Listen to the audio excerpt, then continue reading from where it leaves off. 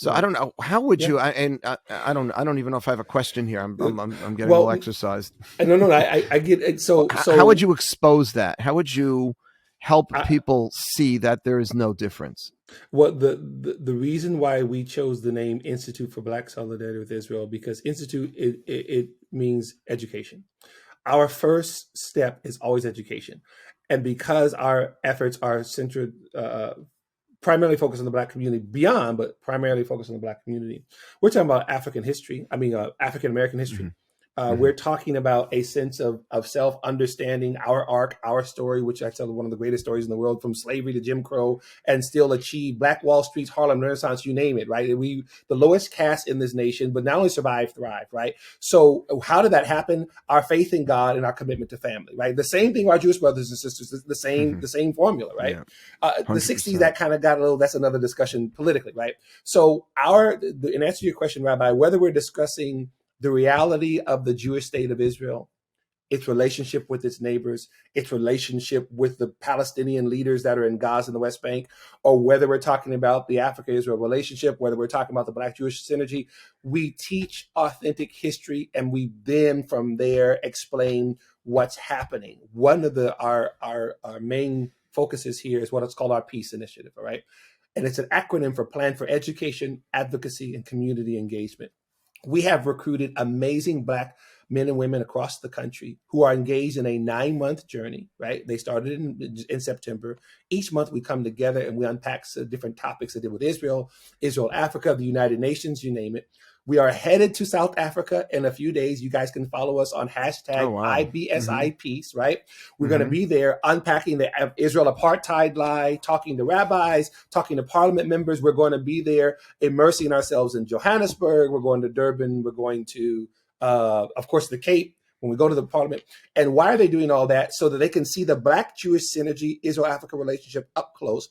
We'll return, we'll continue our studies, and then we head to the Holy Land. What we say, it's December, the motherland, June, the Holy Land, right? So in June, we go to Israel and we go to all these wonderful places, including Save a Child's Heart. We see the tech sector. We see, again, the Black Jewish synergy there in the Holy Land, right? They will be the hub of Black Jewish synergy in their communities. Those are what we call IPSI ambassadors. This is our pilot program. We're just starting it right now. My wife is at her desk over there right now doing all the playing stuff and all the other stuff because we're excited. Because as bad as things are right now, Rabbi, I learned this from my Jewish friend Sitra Aqua, right? You have the one side that's really, really, really bad, but there's another side that's actually exploding, right? Even with the Black Hebrew Israelite thing, here's the negative. By the way, Sitra Achra, you might have, those of you listening, that's a deep Kabbalistic term for like the dark side. But anyway, yeah. I get some of these things hanging out with my Jewish friends, right? I get to peep some things. I get some knowledge. You're picking up on some of the heavy stuff there. That's great. Well, it's amazing to me because it blows my mind, because what it does is it strengthens my spirituality as well. These are very, very deep truths. And yes, we know that life shows you that no matter how bad something is, on the other side of that thing is something that's actually good. Something actually comes out of that. So, for example, back to the negative part of that Black Hebrew Israelite thing, the other part of that is that there are Black Americans who are seeing that, and they're wanting to do things like learn more about the Jewish faith. I know some who've converted to Judaism. Some who've remained Christians but want to delve deeper into this whole Jewish foundation of it. It has caused them to ask questions that they never would have asked before, and actually affirm their love for Israel, the Jewish people, wanting to expand their knowledge base. All this. So these are some of the good things. The sad part is that it's coming in the midst of these bad things. Yeah, but you know what? But you said it beautifully, Pastor, which is that, out of something negative can come something positive. And if we can somehow strengthen the bonds between our peoples because of the anti-Semitism that's now rearing its ugly head, wherever it's coming from, right, the left, it doesn't matter. And we can make our relationship stronger. Yes, sir. I mean, we should be doing it anyway, even if there wasn't this. But it's a reminder. My wife, she was honored at the Simon Wiesenthal Center there in the Midwest in Chicago. Wow.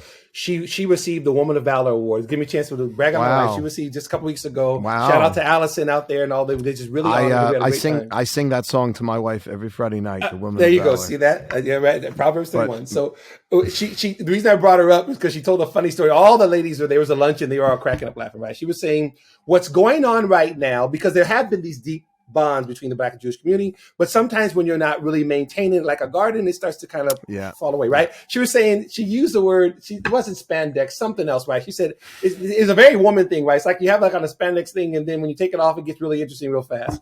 And everybody starts laughing. I got it. Well, yeah, one of the ladies looked at me. I said, "That's my wife. She's gonna be right." Great. So what's happening is that the Kanye stuff, all that, what it has done is expose maybe some things that have been kind of left there to themselves, right? But like Dr. King said, men and women of goodwill are willing then to do the work. And that's what we're seeing in the midst of the negative. I know of pastors and rabbis across the country who are strengthening their relationship with each other, having sometimes even more difficult conversations, but having those conversations, affirming those types of things. For our IPSI ambassadors, remember, we started in September with this first group, right? The Kanye stuff jumped off in October, right? So our group, we're messaging on our little thing, our device, and they're going, whoa. So we are coming into this burgeoning thing at a time when boom, and we were like going, yes, here's the thing. And I wanted everybody who's listening to be encouraged by this. And I tell this to the young Black people all the time. You know you have something valuable when there's always nefarious actors trying to steal, like a mugger, right? T.D. Jakes, one of the famous preachers, used to say, when a mugger sits there in the alley, he doesn't look for a poor person. He wants to jump on somebody who looks like he has something, right? He's got the goods. It's got the goods. The relationship between the Blacks and the Jewish community has been good for the world. From Rosenwald in Washington to Heschel and Dr. King, we've shown the world what civil rights is. We've shown the world what it is to actually honor your neighbor. So, of course, there's going to be nefarious actors who are going to try their best, and not to mention Israel and Africa. They're one of the amazing things that's happening right now as the tech boom continues to just explode in Israel. There are young African tech workers that are working with Israeli companies that are actually doing development and these types of things, because Africa, the youngest continent, meaning it has the youngest demographic, I think, of 30 and younger. I mean, and it's exploding, right? So you have a potential. Have you ever seen the Black Panther movie? You're talking about Wakanda, baby. You're talking about an opportunity where all of these resources in Africa and all this technological know-how that's going on in Israel, these people, both in Israel and in Africa, are coming together like never before. We see amazing things happening. So it makes sense that, bad and not so nice people are trying to pull apart. Well, I appreciate you shining the light on that, because that's going to not only be encouraging, and we can end our discussion on a positive note, but that's going to also, people need to know, both Blacks and Jews, because I'm nervous. I'll be perfectly honest. I experienced, I'm from Queens originally, but what happened between Blacks and Jews in Crown Heights, what it was in the 90s, it was just awful, and it was like a breakdown in the relationship, the very important relationship that our community needs to continue to have with each other. And I got nervous, to be perfectly honest. I started getting nervous when Kanye West, and he's so influential, and some of these other Black leaders are making these comments. I'm like, dude, this is just come on, this is just we're bigger and better, and people need to know more than this. So we have to educate. It's all about education. People need to know what Israel does to try to make peace with her Palestinian neighbors. She's not perfect. She's not doing, on the other hand, to call her an apartheid state, unfortunately, people are ignorant, and not enough Jews are knowledgeable to counter it. And then I'm nervous about some of our more to the left groups of our own that are going to give a pass to some of these. And then we'll have a whole, we'll keep the right wing anti-Semitism from, but then it's going to start somewhere else. And so I really appreciate everything you're sharing and the work you're doing. And I hope, Dumisani, that when you come here, we can have a mixed audience, that we can have your followers, our followers, and people not following either of us, to come and listen and be more I look forward to it, Rabbi. And to your point there, and to our Jewish brothers and sisters, we can only imagine, not being Jewish myself, what you are seeing, how scary it is in the United States, right here, the freest country in the world. And you have anti-Semitism, as some scholars are saying, at levels of pre-Nazi or Nazi Germany, right? This is just really not, it's unfathomable, right? For any of us of any age. And so we see that in our organization. And the fact that it is our community oftentimes that is exploited. I say oftentimes, here we are, Black Americans are 13% of the population, but what we say and do resonates around the world, and it always has. People pay attention to what Black pastors and leaders say. And when I tell people all the time, it is a gift and a burden from God, right? Because what we say matters so much. You would think we were 98% of the population, right? Because there's so much discussion around it, but that is what it is. Like our Jewish friends, you're 2.4% of the population, but most of the hate crimes come at you, right? So you know what that burden part of it is. So here's our responsibility to stand with our Jewish brothers and sisters to affirm our own legacy, right? What God has done in our lives, how we, like I said, went from slavery through Jim Crow and are still here, right? Are still thriving, are still battered and bruised a little bit, right? But again, for our enemies and your enemies, they wanted to wipe us out, right? They didn't want us to just be battered and bruised. But here we are. We believe this is an opportunity to write another chapter. But it does start with pushing back on this hatred and then teaching, education, actually teaching authentic history, teaching what's really happening now. We believe we're going to have an impact on it. Yeah, and I think, and I don't know what you and I can do about this in particular, I'm a big believer in grassroots. Like, it's not enough for us to be talking. My oldest son, when he was in high school, had the most incredible. He's a basketball player and wanted to get better, so he joined a gym in the South Bronx, and for the first time in his life, he was the only white kid on the court. And I have to tell you, that experience. He's 25 now, is my oldest son. That experience, because we're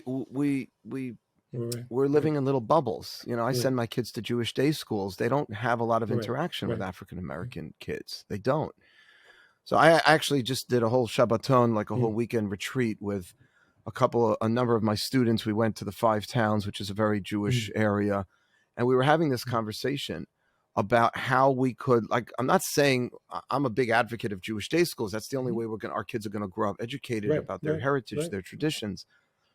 But they should have friends from other groups and other ethnicities, or else we're just going to look at each other from a distance and not be knowledgeable.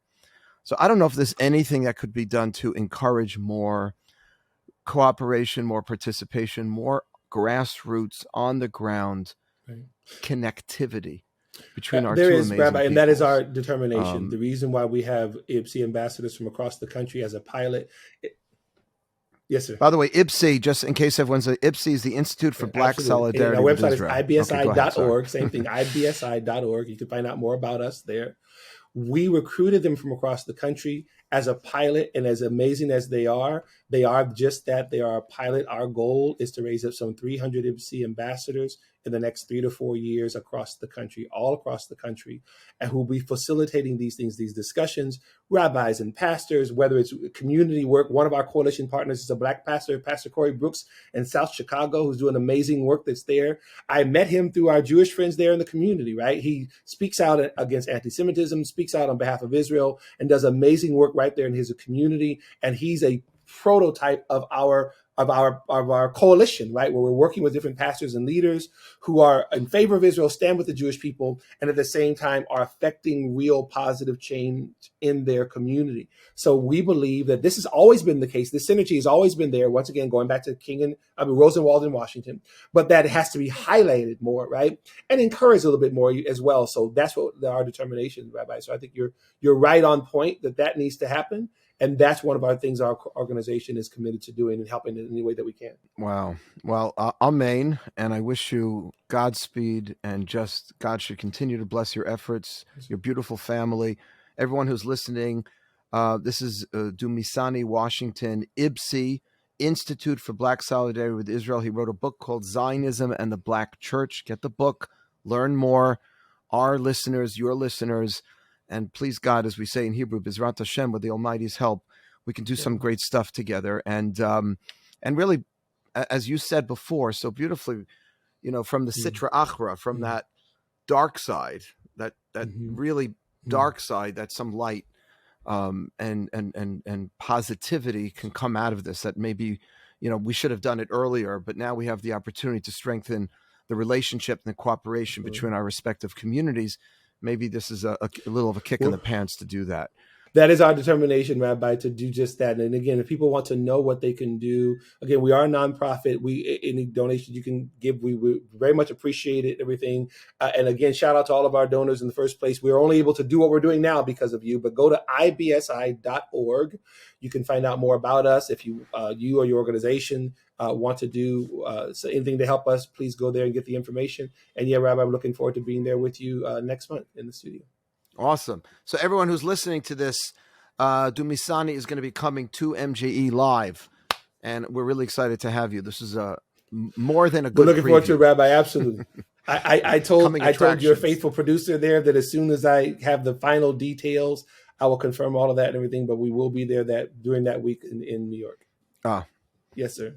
Looking forward, my friend. Thank you so much for coming on and for your time. This was awesome.